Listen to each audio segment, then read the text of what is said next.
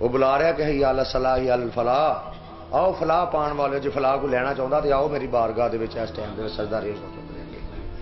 और जो कहते जाओ जाओ असं नहीं सुनते पे यार, जाओ असं नहीं आना। तो मंगते कि तो किस जात तो मंगते फिरते हो? फिर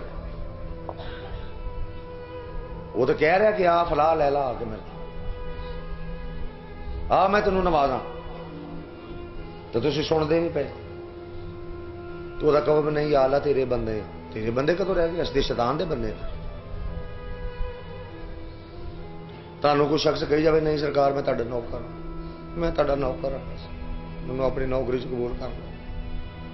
तो जो तुहानू लोड़ पवे दिन च 4-5 दफा भी भाई अच्छा गल सुन, जरूरी है इस टाइम ला के मेरी गल सुननी है, फिर हाजिर देनी है, काम करना तो आवे ही ना। तुसी होका दो कि भाई उरे आ गल तेरे मैं मसाइल तेरे हल करा, उरे आ, वो फिर ना आवे। एक दिन ना आवे, 5 दफा 6 दफा तुसी बुलाओ ना आवे, किन्ने दिन तुसी उन्होंने रखोगे भाई यार नौकरी भी है कि कहना ना मैनू पै मैनू दे जा, हर साइज की चीज़ भी दे, खाना पीना भी मेरा चंगा कर, मकान गड्डियां भी मैनू दे। लेकिन तू जो बुलावेगा मैं आना कोई नहीं, तो कह मैं नौकर हाँ तेरा, मैं नौकर हाँ यार अल्लाह का नौकर तू कितों हो गया? ते कहना नहीं, तेरा कहना नहीं मैं मनना, तू मेरा कहना मान। मेरा जो नफ्स कहता वो सारी उम्र तू मनी जा, लेकिन मैं तेरा कहना नहीं कभी भी मनना। मैं शैतान वाले पासे जाना, मैं अपना नफ्स जो कहना मैं उधर ही जाना। मैनू दसो केड़ा बंदा एक दिन बर्दाश्त करेगा, 2 दिन बर्दाश्त करेगा?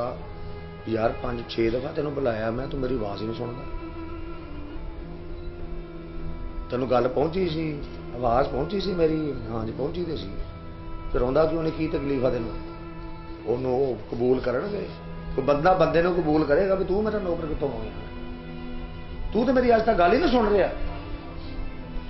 मैं तेनों कहा हराम चीज़ है, शैतान का पैरोकार ना, वो मेरा फलाह मैं देनी है, मेरे कब्जा कुदरत हर चीज़ आ, मेरी बारगाह पेश होना वा के तू हिसाब किताब देना, तेरे हिसाब तोल देने में पढ़ के, उस वेले किसी ने काम नहीं आना, ये भी पता।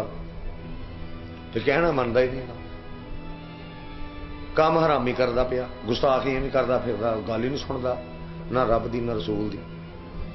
कहना मैं कलमा पढ़ना, मैं भी मुसलमान।